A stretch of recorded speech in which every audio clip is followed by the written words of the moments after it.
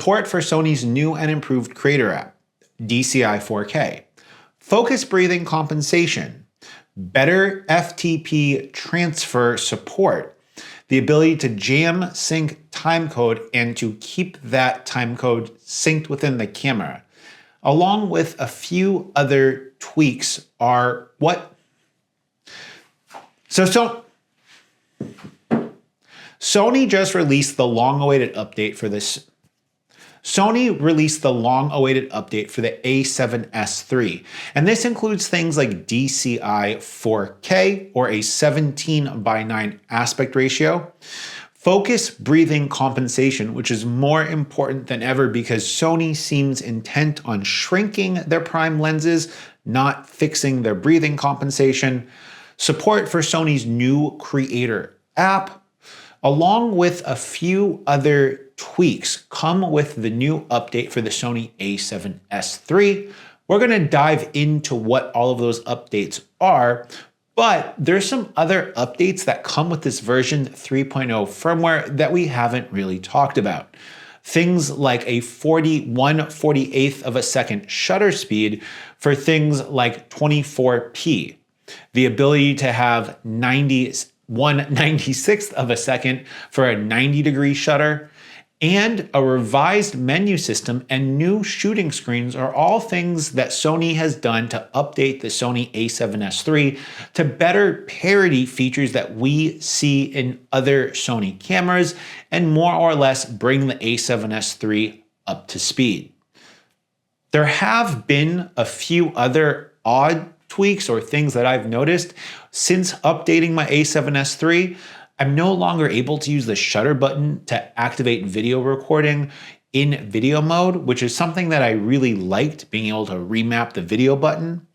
Also, we have the new focus assist feature, which essentially is going to give you focus peaking even when your camera is in autofocus. These are all some more subtle tweaks, but we also have a new menu system within the Sony A7S III, and I want to show you guys what that looks like. Before I change camera angles to show you guys what some of these user-facing updates look like and some of the changes in the menu system, I want to warn you guys that if you're on a Mac, this process of trying to update your Sony A7S III is not convenient and not user-intuitive at all. I'm a recent convert to Mac from Windows, and I've been using it now for about 3.5 years. And still, the process for me was a little bit too complicated, and I ended up just using an old Windows laptop to update my Sony A7S III. If you have an Apple computer, just know you're going to need to download not only the software specifically for the update, but you're also going to need to download some specific drivers. I only had to download one thing on my Windows laptop, and the update process went super smooth and painless. It is also worth noting that there are 2 updates for the A7S III with this update. The first update is to a 2.5 version firmware, and it doesn't wipe any of your custom settings. That said, the version 3 software update that you get does wipe and do a factory reset of your Sony A7S III. So if you have custom settings, you're definitely going to want to either write those down or take a picture of it so you can remember what those custom functions were and how you had your buttons mapped. One more thing that I haven't seen many people necessarily touch on is that in order to get the DCI 4K, you're going to need to download an additional license and install that license on your Sony A7S III through the Creator app, or at least I downloaded it and installed it through the Creator app on my phone.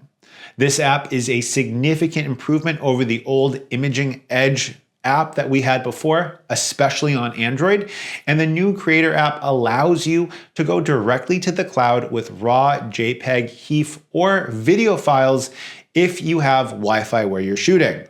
You can also just connect it to the cloud through your camera in order to update, but you get 25 gigabytes of free storage on the cloud.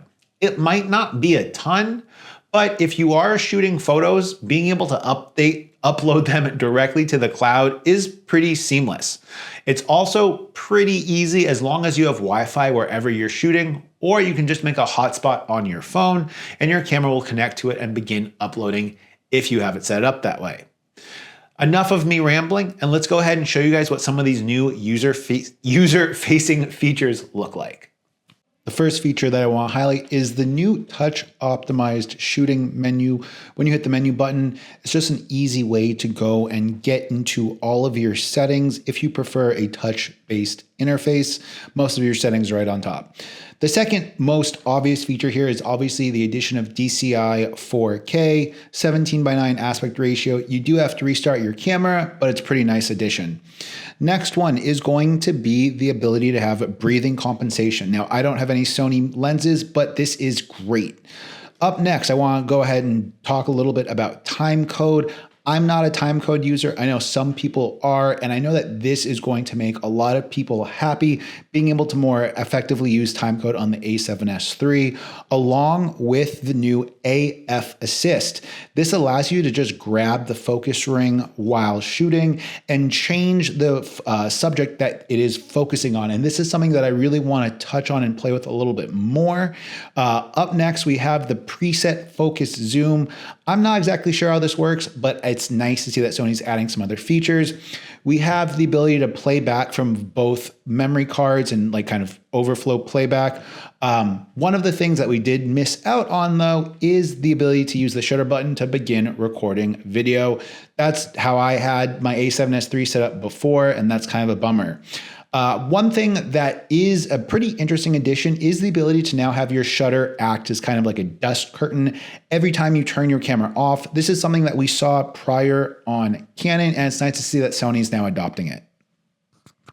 Now back up top, you can see we have a new shooting display, which is nice, and it more mirrors Sony's newer cameras. We also have a new My Menu system, which is kind of convenient and kind of nice to be able to customize, although I used My Menu more. Let me know though what you guys think. Is this a huge update for the Sony A7S III? Is it a moderate update? And with the addition of DCI 4K, do you really find a need to get an FX3 for $1,000 more for an XLR input and the loss of an EVF? I think that for some people, the upgrade to an FX3 is very justifiable. But if you're a hybrid shooter, I personally use my A7S III all the time for photos because it's a great photo camera and it has incredible dynamic range and incredible high ISO performance, especially for still photos. No one seems to talk about that, but if you use your Sony A7S III, go ahead and comment below what you use it for and if you use it for photos as well. Peace.